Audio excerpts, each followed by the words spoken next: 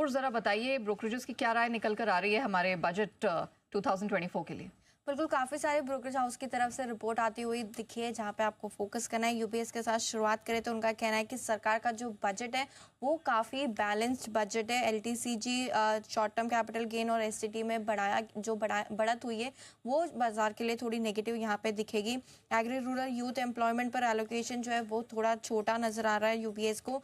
Fiscal deficit bonds के लिए काफ़ी पॉजिटिव है। जो फिस्कल डेफिसिट का आंकड़ा यहाँ पे आया था वो कम है, जो बॉन्ड्स के लिए काफ़ी पॉजिटिव दिख रहा है। बॉन्ड्स में बेहतर इनफ्लो की उम्मीद है। 18 से 24 महीनों में 3 रेटिंग एजेंसी में से एक द्वारा भारत की जो सॉवरेन रेटिंग है वो भी अब अपग्रेड होने की उम्मीद है। तो पॉजिटिव रिपोर्ट आई है यूबीएस की तरफ से बजट को लेकर। सीएलएसए का कहना है कि बजट में रूरल से ज़्यादा अर्बन और नई प्रायोरिटीज़ पर फोकस किया गया है। एम्प्लॉयमेंट को बढ़ावा मिलने से कंजम्पशन बढ़ता हुआ यहाँ पर दिखेगा।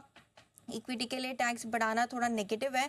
इंडेक्सेशन हटाने से रियल एस्टेट में निवेश का आकर्षण कम हो सकता है क्योंकि जो न्यूली बॉर्न रियल एस्टेट है वहां पर जो टैक्स है वो बढ़ता हुआ दिखेगा।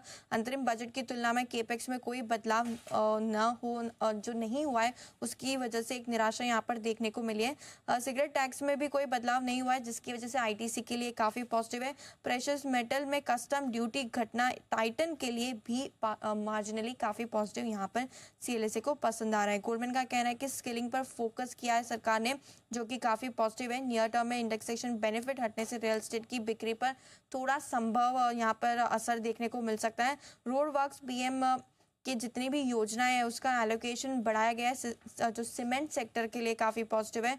मोबाइल चार्जेस और इंपोर्ट ड्यूटी घटने से भारतीय कंपनी को भी मामूली इम्पैक्ट यहाँ पर देखने को मिल सकता है। मॉर्गन स्टैनली का कहना है अनुमान के से कम पॉपुलर स्पेंडिंग यहाँ पर की गई है, तो पॉजिटिव लाइन यहाँ पर आती हुई दिखी है। मध्यम टर्म में मैक्रो स्टेबिलिटी और स्ट्रॉन्ग ग्रोथ की यहाँ पे उम्मीद लेकर चल रहे हैं। जॉब क्रिएशन के स्कीम्स अगर फायदेमंद तौर पर हुए तो काफ़ी कंजम्पशन के लिए ये पॉजिटिव हो सकता है। इक्विटी पर कैपिटल गेन्स में बढ़त हुई है जो कि बाजार इसे नेगेटिवली ही देखेगा। स्मॉल कैप और मिड कैप की तुलना में लार्ज कैप पसंद आ रहे हैं मॉर्गन स्टैनली को। फाइनेंशियल, कंज्यूमर डिस्क्रिशनरी, इंडस्ट्रियल और टेक्नोलॉजी सेक्टर पर फिलहाल वो ओवरवेट है। और लास्ट में बर्स्टिन, जहाँ पर उनका कहना है बजट एक न्यूट्रल इवेंट था, जो कुछ हुआ वो पूरी तरह से अनएक्सपेक्टेड नहीं था। अंतरिम बजट की तुलना में सब्सिडी जो वाला बजट सरकार का केपेक्स मोमेंटम जो है वो यहाँ पर दिखता है। हाउस होल्ड लेवल पर एक्स्ट्रा एलोकेशन से कंजम्पशन बढ़ने की काफ़ी उम्मीद यहाँ पर नजर आ रही है। निफ्टी फिलहाल फेयर वैल्यू पर ट्रेड कर रहा है। मार्केट और सेक्टर के व्यू में कोई भी बदलाव उन्होंने नहीं किया है, तो kind of neutral brokerage view आते हुए दिखा है बजट को लेकर। ब्रोकरेजेस की क्या राय है, किसे क्या पसंद आया वो तो नुपुर ने बता दिया, लेकिन नुपुर जरा कंजम्पशन स्पेस में क्या कुछ मिला है इस बजट में ये भी बता दीजिए। एफएमसीजी, रिटेल, ज्वेलरी, इस पर क्या अपडेट है?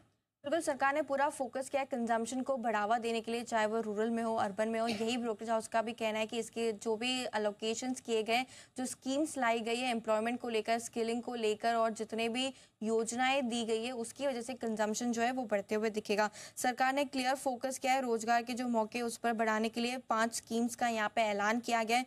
2 लाख करोड़ के पैकेज का रोजगार में ऐलान हुआ है जो कि कंजम्पशन के लिए काफी पॉजिटिव है। सरकार का ये भी कहना है कि इंसेंटिव भी देती हुई नजर आएगी। रोजगार पर जो 3 स्कीम लाई जाएगी, 3 चरणों में इंसेंटिव भी पीएम यहाँ पर देते हुए दिखेंगे। इसके अलावा सबसे जो इम्पोर्टेंट बात है पर्सनल टैक्स को लेकर, जहाँ पे स्टैंडर्ड डिडक्शन बढ़ा दिया गया था 50,000 रुपए से बढ़ा के 75,000 रुपए कर दिए।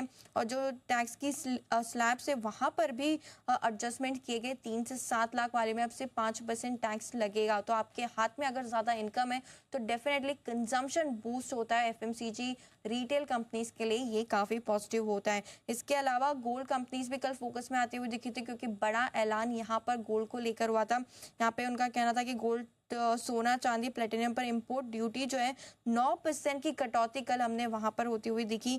जो 15 सोना चांदी पर जो कुल इंपोर्ट ड्यूटी 15% लगती थी उसे घटा के अब सिर्फ 6% कर दिया गया है।